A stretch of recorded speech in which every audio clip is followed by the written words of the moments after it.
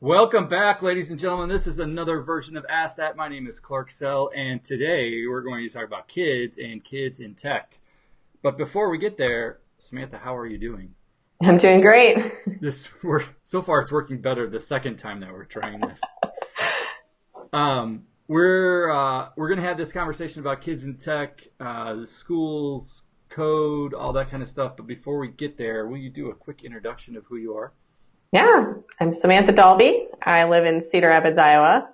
I started off my career as a embedded software engineer working on Bluetooth back before most people knew what Bluetooth was. Wow. Kind of dating myself now. I learned something new today. I didn't know that. Yeah, yep. And then I had kids, and that does the whole life-changing stuff. And had two girls in particular, and started looking at, how could they engage with technology, not pushing them into it, but what was out there, and was pretty disappointed. And so I found myself complaining into a job now working with students and teachers in schools. So be careful what you wish for. Yeah, that's how I ended up as a soccer coach. Yes, so we're going to have this fruitful conversation of kind of the state of the union, if you will, or the state of the state. See how I did that? That's pretty good. Um, Obviously, for those that don't know, the kind of family section of that conference is a big deal. It's a big deal for me. It's one we've, I don't want to say, taken slowly on purpose, tried to grow slowly. Uh, in an effort to make sure that we're kind of doing it right. We're hypersensitive to kind of what's there, but the main goal is to create this exposure for everybody as to just what's out there and see professionals as kind of adults. And this has been going on now for 7, 8 years. A lot's changed in the 7 or 8 years, so to paint a little context, because it'll certainly help ground people from where I'm coming from with this. I've got a 12-year-old. I've got an 8-year-old, a boy and a girl. My 12-year-old, he started kindergarten with an iPad in his hand. Obviously, I come from a tech background, so there's always been things in the house, probably way too many. It's way too accessible in some regards. Um, I've watched, we live in the sticks, so I say that because I don't think resources are necessarily the same for us as they are for others. You can go 2 miles west and not have internet from where we are, so certainly a different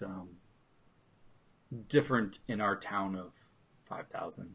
So, but all being said, over the years we've seen the Raspberry Pi come to life, code.org become a thing.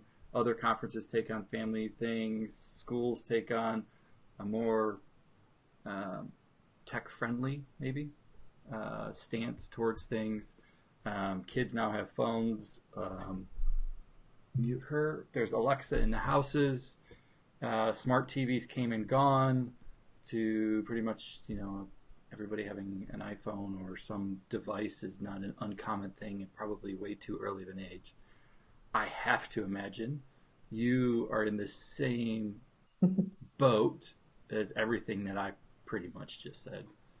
Yep, that's pretty accurate. I think we tried initially to shield our kids more from Yep. too much tech, and would hide the iPad up high, and we actually have, don't know if I should share this with the world, but we still have a original iPad. Ooh. And I found that it's actually a bonus because you can't add things to it anymore, really. And so it's very limited in what the kids can do. And it's, not the original, but this is the number two. And you are right. It's beyond its existence of healthy anything. yeah. So whatever's on it is on it, and that's all the kids can do. And we can just say, oh, nope, it doesn't work with this one. Yeah, yeah. So I guess let's start with, it's not that everybody has a bit of a sense of where we're coming from, at least from our family dynamic. What is the state of the world of kind of kids and tech in schools, whatnot?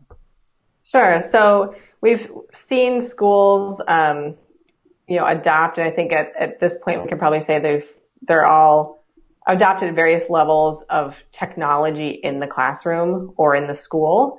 And so they often reference as digital learning, digital literacy, how to use it. And now we're starting to see a shift in less of the consuming of the technology and more of the creating with technology. And that's an important distinction because, as someone has explained before, said somewhere, our generation, we got a VCR or a DVD player or something, and we were the ones that the parents said, go hook this up, go figure it out. Yeah. And we did that. We set up the wireless and all of that.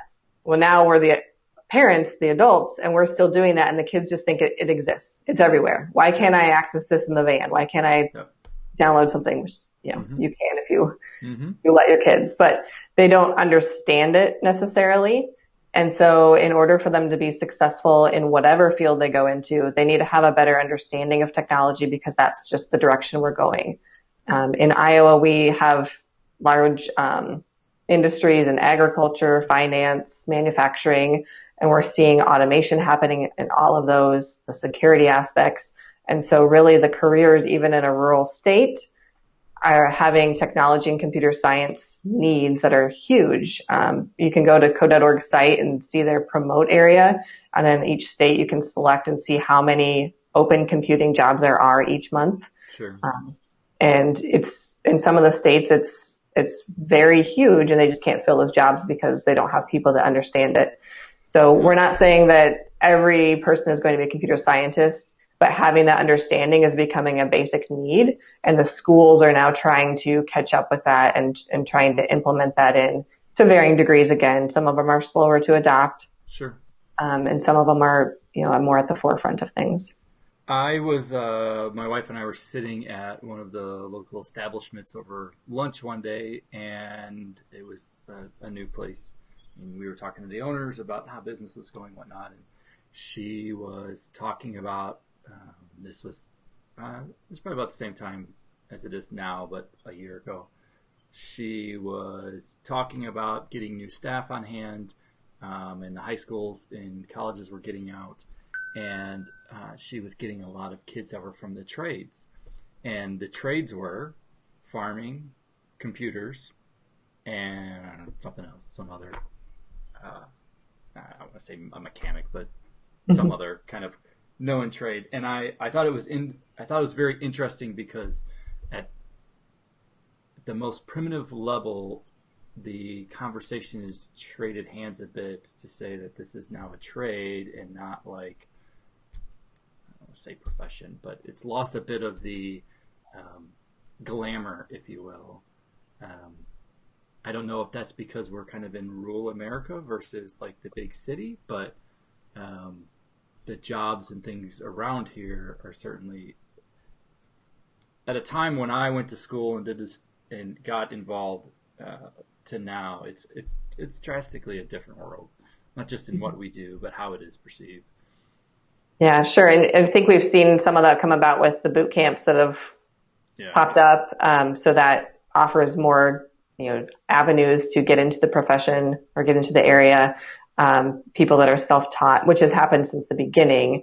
But I think at the beginning also people thought like, oh, there are certain people that can do this and it's special and it's only for certain people. And now there are still people that definitely think that. But the narrative is becoming more, everyone can understand this. You don't have to do it, but everyone can understand it and do it at the basic level. You can understand if else and loops. Sure. So I liked when you said, we're going from a consuming to a creating aspect. I've never really thought about it in that way. But, when my son started in kindergarten, so I don't even know how, 6 years ago, I guess. He's in sixth grade. It was very much a consumption-based thing, right? We were using the iPad and the computer to offset some of the curriculum, if you will. Almost electronic babysitter-ish, like, hey, you need to do this. You go in your little pod of people and you work on this, and you take this iPad and you go in your pod of people. And it was interesting because that stuff started to come home, which put the influence at needing to have those things at home, which for me, bit hypersensitive to. While we are able to do that, not every family is. And again, if you are 2 miles west of us, internet is not a thing that you can even really get. And so I always found that as kind of a disadvantage, if you will, in some regards to the educational thing. But the creation part, I haven't seen it go all that far outside of code.org just being, hey, we're going to do this hour thing, which I think is great. The irony in all this is my kids are not interested in that conference other than to kind of be part of the tree people and help set up and get some dinner. But they have yet to go to a session. How are we just in a place where the hour of code is a good thing, but it hasn't started to transcend further? Is it just my kids and our screwed up life that we live? I mean, where are we in this creating piece and really having kids kind of do more than, all right, I made the Minecrafty thing or whatever? Sure. So I think we're seeing that we're starting to reach the point where it's going to tip. We're finally figuring out ways to get it high quality computer science into schools. And also when I'm talking computer science, I'm not just talking about coding and algorithms, which is typically what people think about. We're talking about the collaboration side of things, the problem solving side of things, the global impact. I think there are like 7 big ideas that are kind of in the computer science framework that's being used to create CS standards in states now. And it's much broader than just the coding, although that's wrapped into it, and that tends to be an engaging part.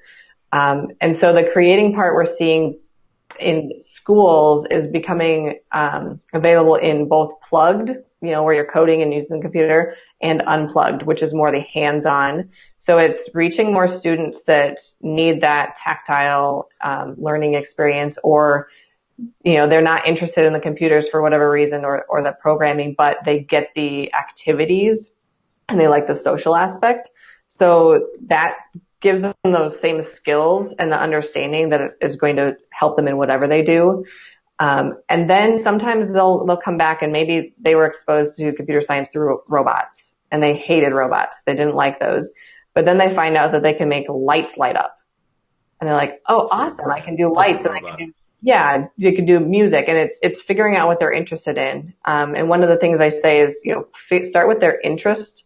Like, do they like cooking? All right, you can weave technology into that. Do they want to create an app about recipes? Do they want to just learn that a recipe is like a program? Do they like dinosaurs? You can weave all of that stuff into these skills, and it's a way just to engage them and elevate it. So is this stuff that's happening at school? Like, is this the teacher's responsibility? Is it kind of a teacher or parent? Both. It depends on there because we've got the different levels. We've got some people really pushing hard back and saying we don't need kids. First of all, there's a misunderstanding around computer science. Sure. And saying they have so much screen time, they don't need more screen time. Okay, well, do it without screens. There are options, but we don't see that. They don't have examples of that yet. A lot of it, I think, is coming from parent requests. There was a Google survey, I believe, that happened a couple years ago that showed that 90% of parents expect or want students to have computer science opportunities in schools, but then a significantly lower, and I don't remember the exact number, but like 15 to 20% of administrators think that parents want that. So there's a big disconnect. Yeah. And that we're starting to see that tip a bit because governors are getting on board with this. They're hearing from the industries in their states, which pushes it forward. And we're seeing things pop up like STEM fests that have more coding opportunities. We're seeing more summer camps and weekend camps for that, and a lot of free online options. Yeah. Now those, you're going to get the early adopters, the parents that are looking for that, or the teachers that know it's there to share out. But eventually that wave's going to come where there's so much stuff out there that students, go to it and more people know about it and are accepting it. So I don't think we're quite there where everyone's doing it, but we're starting to see the big first wave of schools getting on board with things, and then parents being more aware of what computer science is and how it can impact their students and starting to buy into that. So what is the adoption or the kind of community, if you will, around the around that statement look like? So when you say that a school's starting to become on board with it, for those who are, I mean, myself included, kind of completely ignorant of the school process as to, come on board, like what does that whole thing look like, and where does the community fit into that? Sure. Each state's going to look different because each state has their own unique set of barriers and everything. So I can talk more. Yes. I can speak better about Iowa, but some generalities as well. We're seeing kind of a combination of grassroots teachers that want to do this, that are passionate and excited, and they go out and they find something. They maybe slip it into what used to be a computer applications class, where they're learning how to use Word or Google Docs or whatever it was, and they no longer see a need for that because it's been pushed down to younger students. So they're swapping that out. But this is them doing it themselves, right? So, because I know that the curriculum side of things is way different. Like I did some stuff with Prentice Hall and Addison Wesley, and like it's, for some subjects, like it's spelled out to the T of what somebody's supposed to say. So yes, I've only ever seen that world. So the trying to slip it in seems like somebody's breaking the rules. Yeah, and that's mainly possible because there are very, very few states that have, or more now, but there's a wave of states adopting computer science standards, but they didn't exist. So they didn't have standards to tell them what to do. Okay. Or maybe their district created something, that guidelines or something they had to do, but they were able to work around it that way. And then we also see the top level where states are getting on board, whether through the governor or just the Department of Ed. And they're starting to do that. Okay, we've got people that are doing this in our state, or we see this is the direction we need to go. Let's provide the guidelines and what they need to do. And they're starting to adopt standards and come up with funding sources for training and things like that. So how does one see that? In your state? I mean, just like when you say that they're starting to see these things happen, I mean, all too often, I think, especially in the Midwest, people do things but don't necessarily really talk about it or put themselves on a pedestal. So the seeing of things might, unless a teacher or a parent or somebody knows to even draw attention to it, how does one even know that this is happening? Mm-hmm. So from my understanding, in Iowa, math teachers are required to take one computer science course. And so they're aware of computer science through that. And so a lot of times you'll hear, math teacher should be the computer science teacher. Well, that is not necessarily accurate, but a lot of times. Yeah, I was going to say, there's so many like historical references where it's not a correct statement. Yeah, so there's an awareness at that level. Code.org honestly has done a huge amount of work in highlighting computer science and getting it out there. So there's a big awareness around that. And they've built their curriculum around any teacher can teach this. So the nonprofit I work for is the regional partner with Code.org for the state of Iowa. And this past year we did our pilot year of middle and high school teachers for the curricula. And we had math and science teachers, but we also had history teachers, English teachers, business teachers. This coming year we're going to have a music teacher participate. And what we really ask for is that they're passionate and they're open to being a lead learner instead of the expert, because as you're aware, you're never an expert in computer science. So you have to be comfortable with that, which is not always comfortable for teachers. They want to know everything. And you have to really guide the students on how to figure out the problem, not just have the answer for them. So those are the qualities that we look for in teachers. As far as seeing this happen in the state, if it's the state becoming aware of it, it's probably because they've been contacted by either industry or like Code.org advocacy people, and they've been shown the stats, shown the numbers of tax benefits. If you fill these 4,000 open jobs and the average pay is $79,000, that's going to increase taxes. Yeah. Things like that. So using the stuff that speaks to them. And then the schools, we've had some situations where the teachers apply to participate in our program and the administration's not ready yet. So then I get to jump in and do some of that explanation, and I don't push them too hard because if they're not ready, it's not going to work. They have to be in on it to some degree. And it's like, all right, not this year, next year. And you can see everyone else that goes to the program and what that gets for them. So it's definitely figuring out the different levels of interest and where they are in their comfort zones. How does it differ through the ages? So elementary school, junior high to high school? Mm-hmm. And I think that's going to quickly change. So that falls into a lot of the standards work that's happening right now. We're going to see that stuff that we're doing in middle school, a lot of the upper elementary school students are going to be able to do, and we're going to have to shift the expectations. We already see that with like camps and classes that we do, where we started saying we're going to do this for 8th through 12th graders. And now we've got 6th and 7th graders saying, please let us in. And, then we can start doing more advanced things as they go through. But I think we're going to see the same shift in education. Elementary school, it's really not doing a lot with the computer. You're doing some of the, like the dragging the blocks and figuring out the basic command structures and things like that. But it's more around how to use technology. So some of the things that we were talking about earlier, the digital literacy, what does privacy mean? Why should you not share your password with your friends? That kind of stuff. Working on those basic, using the computer as well as understanding more about it.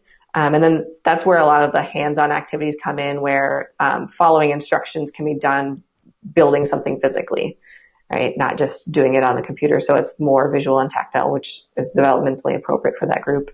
Then in the middle school age, we're seeing more focus on security, more ethics discussions. In middle school? Yes. No, my kid wouldn't know anything about it. Well, I shouldn't say that. That's kind of yeah. So pretty good eye on them. Yeah, and just making them more aware. There's a really fun lesson that I got to watch teachers experience last summer on. They have like fake Facebook, Instagram, Twitter people accounts, and they have you go through and see, figure out their name, figure out where they live, figure out how old they are, what school they go to, who their mom is. And you can find all of this not through things that they shared, but through things that other people posted, like, oh, do you still live in that blue house on the corner of this street and that street? Yep. That kind of stuff. And then the end of the eye opener. Yes. But the best thing was at the end of the lesson, because these were fake accounts, the end of the lesson, the teachers that were presenting this had gone and found the facilitators, like the person that was leading found all of his information, his phone number, his address, all of this stuff, and found a real person. They blocked it out. But so they'd gone and found this in a short amount of time on a real person in the room. And then everyone was like, wow, this is really going to hit home to the students, because they aren't necessarily sharing it, but someone else is, that social hacking stuff. Yeah. I mean, I feel for my kids, our kids, in the sense that, I got to make mistakes as a kid, right? And it wasn't on my permanent record. Whereas I think today that's a much harder thing to do, which is, I don't know. You have to be able to make mistakes and learn from them. They shouldn't haunt you down for the rest of your life, but it's always fun to watch somebody who's still using that old Yahoo account, and you're like, ooh, you should have left that one go a long time ago. Just start it over. Yep. Definitely decreases their credibility. Yes. Yeah. What, so you've talked about your organization a bit. Can you talk about kind of what it is, where it kind of fits into things? What if others want to get involved? Where does that structure kind of look like and whatnot? Sure. So our nonprofit does a lot of things. It started off as actually a startup accelerator, and then we find gaps and needs and then fill those needs and quickly iterate. So if it doesn't work, we kill it. And so one of those things was K-12 STEAM started off, because that's the buzzword. And really, we looked at our state, and they were doing really well with STEAM stuff, but not with computer science. So that's where we got into the Code.org partnership. For people anywhere, There are code.org regional partners in almost all of the states now. And even if they don't partner with them, if you go to code.org's website, they have a ton of actions that you can take, whether it's at your government level, your local level with your school. You can, find things on there to support things at home, just getting it started if you have no other access or options. So that's just a treasure trove of opportunities of things that you can do and get involved. And then I would say, again, with your kids, if you're looking to do something with them and you can't find options, figure out what they're already into and you can sneak it in. I mean, it's like blending and pureeing food and sticking it in the mac and cheese. No, that doesn't work. I tried Never that done. one. Vegetables have no place in mac and cheese. Butternut squash. You're much more creative than I. Hey, why is it green? Well, you're picking the wrong colors. But yeah, just kind of sneak it in there. And even with like little kids, so I've got preschoolers that I do entire 14 weeks with, that it's all off screen, just hands-on activities, working with paper dolls and pre-cut like instructions that they lay out physically, and then I'm the robot and things like that that people can do. And Googling, you can find things. I've got like a recommended path that we do with students through our Coder Dojo, where we start them off at the beginning, like hour of code, move them to Scratch. They have exhausted their interest in Scratch, which has a lot of opportunities from beginner through advanced. Sure. Then we kind of have them go to Code Combat, which is also free up to a point, and that's when they can do some JavaScript and Python, getting into the text typing code. And then from there, it's again with their interest. Do they want to do Code Academy or Khan Academy or something like that? Or is it something like, let's dig out a Raspberry Pi and go into the hardware route? What would you say is the kind of attraction from the software side to the hardware side? I was a hardware person. I wanted to see it blink and beep and buzz because it was more real. Yeah, tactile. Mm-hmm. Yeah, is that a pretty true statement for kids today too, though? I would say so. It gives them I think it's easier for them to conceptualize what's happening. Yeah. It's also, well, to some degrees, depending on the area, it can be easier to debug. Is clearly not doing something. Yeah. I know where that should be happening, whereas if you're working on back end stuff. Yeah, there's a whole bunch of sexy stuff back there, let me tell you. Yes. So what do we do, Daddy? Oh, we just made a green bar report. Yay. Yes, exactly. And I think that's part of the interest level too, because, when I was in college and they're like, oh, practice by just creating a project. Like, well, you have to have a need or a reason or a purpose or something for that project. Yeah. What is that? And if it's something that's physical, that gives them at least something to play with, right? Instead of I'm going to draw lines on the screen or whatever it may be. What have you seen as some of the things that really get kids interested in either side of things? Yeah, so we do a combination of, like, the hour of code stuff can be very engaging for a lot of kids. And then they might get bored because it's limited. The Scratch stuff is nice because you can plug hardware into it and then they can actually control characters with sliders and buttons and things. So that is kind of an easy way to connect those. But even outside of coding, we have Little Bits kits. Mm-hmm. Where the magnet, for those that don't know, they're the magnetic circuits that really easily snap together. You can't screw them up. And our 2-year-old was playing with those when she was 2. But that gets kids engaged, and we've seen that especially with like underrepresented students, where they we've heard from teachers that they say, well, this is the student that's usually like wandering around the classroom or staring out the window. But they click some things together and then all of a sudden it's lighting up or it's buzzing or something. And they're like, wow, I did this. Mm-hmm. And then they start going, well, what else can I do? And then that's when you can jump in and fuel it and say, well, let's solve a problem. Like, create a lighthouse for a ship or something that lets us know when a train's coming down a track. Or something that's a catapult that throws things, if that's what gets on. Destruction. Yes. Yeah, I mean, we've had the snap circuits and, a lot of the stuff. I've really struggled to get my kids interested in it in any way, shape, or form. I would Like, say the snap circuits are challenging. We have both, and the little bits are easily engaging for any age. The mhm. snap circuits, like you can do the stuff in the book, and that's fun. But if they try to do things on their own, they can very quickly veer Yeah, off into why is this not working? And then they actually yeah, have to yeah. understand electricity, Yeah, yeah. which is Yeah, both I good. can't even get them to want to do this stuff in the book. Oh, They've done it once or twice, and they're like, "All right, that's cool. Now what?" hmm But to be honest, we have a bit of trouble with that with Legos too. Like they've never really taken the leap of going beyond the book, which at times I feel like the book was almost. I don't remember ever having a book with Legos. Like I just remember getting the box and putting it together.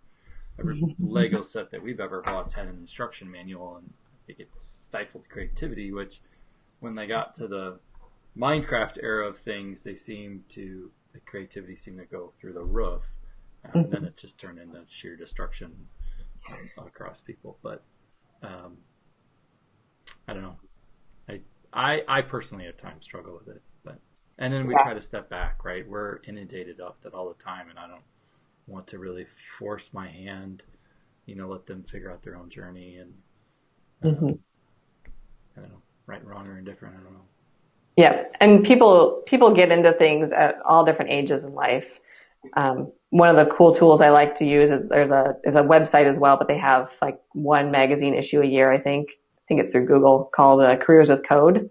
Hmm. And of course it's promoting, ways you can do that, but it has these great stories where it will talk about people and it's really short and brief. So it's not like you're going into these long articles, and it talks about how they got from where they were to whatever they're doing. So maybe they're working in a robotics lab, but they started off as a mechanical engineer. That's what they went to school with, Hmm. or, and then they ended up in this path. Or, and they actually break it down into categories too. So, like computer science and art, computer science and social justice, computer science Yeah. and business. So Do you you can really see how it's weaved into all these different fields. do you really think there's a recipe to it though? Oh no. Yeah, like the people that I've met that either haven't had degrees or had a degree that was in something completely different, the only thing I think I have ever drawn any sort of conclusion to or corollary to is there's a lot of left-handed people who are super creative. There's a whole lot of music involved in the art form, but like anything else, like all bets are off. Yeah. And I think that's why it's helpful and I like this book because when I was going through school, I assumed that everything was linear. You go to you Yeah. go to school, you graduate, you go to Yep. college, you get a Yep. job, Yep. that kind of thing. And really like when I talk to kids, like you better have a life that's this big squiggly spaghetti mess because that's the most fun and that's going to get you what you actually That is enjoy doing. so not how I was taught, but it's only Yeah. been the last 2 years of my life that I have figured out that that is not the case whatsoever. I Yeah. have And it's tried to live okay. that linear life, and I did not have that bit of aha-ness Yeah. until And recently. when I talk with schools and they have all of this like career planning that they do in middle school because they want the students to like pick their career path. And I'm like, I understand what you're trying to do, but really you should be exposing them to their Mm-hmm. options, not making Mm-hmm. them seem like they have to pick. Mm-hmm. So don't make it seem like they're locked into it. Show them that they can explore these different Totally. paths. And then a lot of them you can jump. You can, Yeah. take the skills you learn from one and then you're a huge asset to another area Yeah. because you have skills that you've brought over from something else. There's no way my 12-year-old would know anything about his career other than to be a professional soccer player, or what was the other thing he told us? I forget the other thing. Right? I just nowhere nowhere close. Yep. I didn't even know in college. Like I was still trying to figure that out. Yeah. And I get exposing them to what um, professions are. Like I certainly understand that. I think to your point about exposure, right? You have to create exposure as to what these things mean. God, if my God no, don't make my son choose that. Like Statistically, the chances of him being a professional soccer player are really low. So, Yes, I love it when right now our girls' birthdays are coming up, and we ask them like what kind of birthday they want to have, and they always come up with like 3 to 5 themes. And I'm just imagining them picking a career that's like, I want to be an astronaut, ballerina, like scuba diver, like go for it, whatever. Like, let's do a triple themed birthday party. And then eventually you're going to come up with a triple themed career that you've pulled these different interests into, because I'd love us to see more focus on that kind of support instead of, you're going to be a doctor or a lawyer or something, make it seem so sterile. Yeah. One of the things that's always been one of my tenets of success with that conference has been when I'll say the older kids, the 12 to 18 maybe, when we as adults, or would like to think we're adults, are actively learning from them. We're certainly not there yet from a that conference perspective, but I see a world of kids that have just learned differently. Like, I think you mentioned this earlier in the beginning, right? They don't know a world that doesn't exist without a computer or a phone or whatever, right? My kid was exposed, now this is only because of Microsoft, but back then, my kid only knew a touchscreen operating system. Like, the world hadn't even seen Windows as a touchscreen at that time, and so he knew no different. Boy, it's one of those damn days. I also see, we're a household that has everything. So we have a Mac. They use Windows at part of the school. They use Chromebooks at part of the school. They use iOS at part of it. Like, it's kind of all over the board.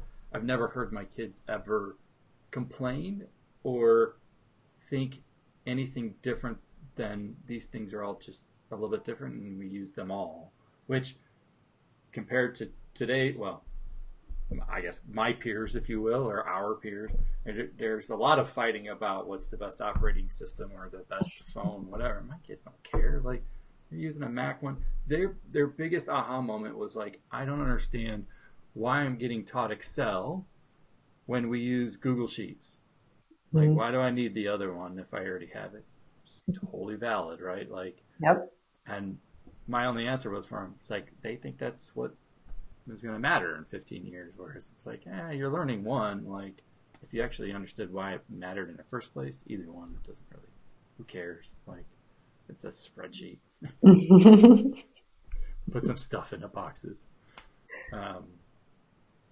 So it's interesting. I look forward to the day to where the adults are taking an active role in listening to what their world is like, because it's different. Yeah, I think that's where that creativity comes out of too, because they're used to a certain life and they expect that to be there, so they can think beyond it. Where we are still like, oh, look at this cool device, and they're thinking maybe, or at least hopefully will be encouraged to think about how can you use it for something else, or how can you modify it to fill a need that you see. Yeah, and with I don't want to say the commoditization of hardware, but the fact that we all can get our hands on a Particle or a Raspberry Pi or an Arduino. The irony in all of this is, Radio Shack's closing its doors, and these things are like exploding, and yet, I don't know. I'm surprised there's not more of that. Well, maybe there is more of that side of things in the schools, but maybe that's just too heavy. I don't know.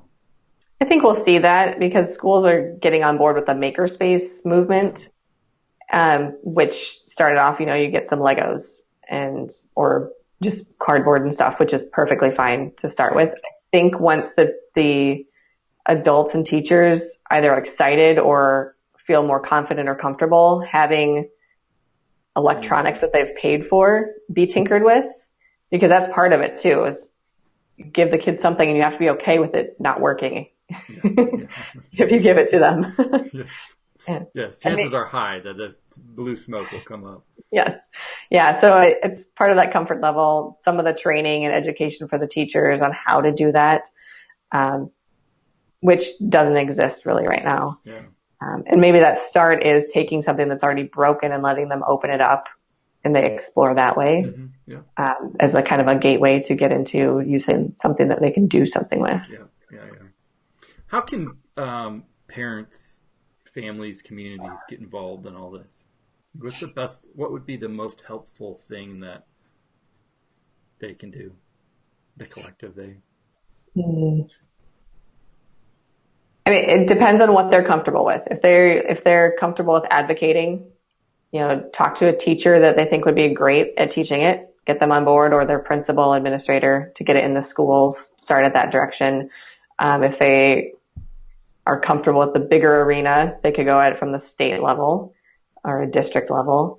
If they want to just do things at home to get things started, and then their kids are asking the teachers and things like that, using, the kids can't deny a smile, the cute kid. Find the stuff for them to do whatever it is. It doesn't have to be coding. Just finding ways to weave whatever they're excited about into it. Trick out their bicycle with something. Throw the old credit card on the spokes. Yes, stuff like that. So I think it's more instead of, parents also can be overbearing, right? Yeah. We've gone through the helicopter parenting stuff. Yeah. I think we're maybe seeing that slow down. No. No? Okay. No. Maybe I'm just... No, and I will give parents, I'm one myself, but I would give parents a bit of a pass. We do live in this world where, like, child endangerment's high, kidnapping's high, like, it happens in the neighborhood. I get it. I get being scared. I'm scared daily, but you also have to let your kids fail. Well, it's also explore. Not deciding what they are interested in and pushing them to that, but waiting for them to communicate and asking them questions to figure out what it is. Because, the best way to turn them off to it is say, you are going to sit down because there are lots of coding jobs out there and you're going to learn how to code. Yeah. Not going to work. But yeah, back to the child endangerment. So there these bracelets called Jewel Bots. Mm-hmm. You heard of Jewel Bots? Mm-hmm. And you program them with C. They light up and do different things. So I got a triple kit for me and our two girls to use as a child tracker. Not necessarily tracking, but our young one, she's very spirited and she will just run off at a playground. And Bluetooth has a certain range, which I'm comfortable with. And if she goes out of range, then it lights up and flashes her color and lights up and flashes on her and vibrates. And it's like, all right, mom's going to come chasing you if you don't get back into range. It's so the new age whistle. Yes. And, the 6-year-old and the 3-year-old aren't quite old enough to be doing that type of programming with me, but they liked testing it. They liked that it's a bracelet, that it lights up and that kind of stuff. So they're at least being exposed to, it's not just a techie geeky thing. It's like a fashionable, fun, whatever thing I get to wear too. Yeah. Yeah. My son sleepwalks, and I have long had this idea of writing an app for the watch that watches him and alerts us as to activities that are happening at set intervals, because as he gets older, he becomes more able, and more able and sleepwalking are bad things. Mm-hmm. I'm not, I again, scared. I'm always, every day as a parent, I'm frightened. Find out in 20 years if I did the right thing, but All right. Well, at the end of every one of these, I like to, through the airwaves, send a bit of gratitude and acknowledge the other person. And with that being said, it goes without saying, just a warm, heartfelt thank you for everything that you've done in the kid space. Thanks for all the support that you've given us and what we've tried to do. I often like I just think we're getting started. We're bound by our own capacity and resources, and it's cool to see the community kind of come together, and you're in it every day, and thank you for everything that you've done there. Which leads me to my last question. How would you define community, and what does it mean to you? I think community is a group of people that provide support and criticism, appropriate criticism, because they're invested in seeing something grow and become better than it is. And sometimes that means being humbled and taking a step back. And sometimes that means stretching yourself beyond what you think you can do to get to that next level. Well said. And I appreciate all the feedback that you guys have given me over the years. Well, we appreciate everything you have done. We've been at that conference since the beginning when our youngest was just 1, I think. And we've gone to a lot of conferences that were not necessarily family approved, but we made them family approved because we would bring kids anyway. Sorry, everyone out there. Yeah, that conference is by far our favorite one that we will always come to. And I shout it from the rooftops, trying to get everyone from Iowa to come up. And we like Iowa. I have lots of family in Iowa. Excellent. They right over the border. I can't even remember. Outside of Des Moines. I'm trying to think of the town, but such is life. All right, Samantha, it was a fantastic bit of riffing back and forth. For everybody who's watching, we will put some links below for that you can get involved. I would be curious, and I know Samantha would be too, what things are your schools doing? What have you seen that works, doesn't work? Give us a thumbs up. Don't give us a thumbs down. We disabled that. But in all seriousness, thank you for your time. Thank you for watching. Samantha, where can they find you? I am, I'm on Twitter at DahlbyS, DAHLBYS, probably where I spout most of my stuff. And then I'm at NewBoCo, newbo.co. You can find me in the education section. God bless. We'll put it below. Thank you for the time today, and everybody, thank you for watching. Thanks. Bye.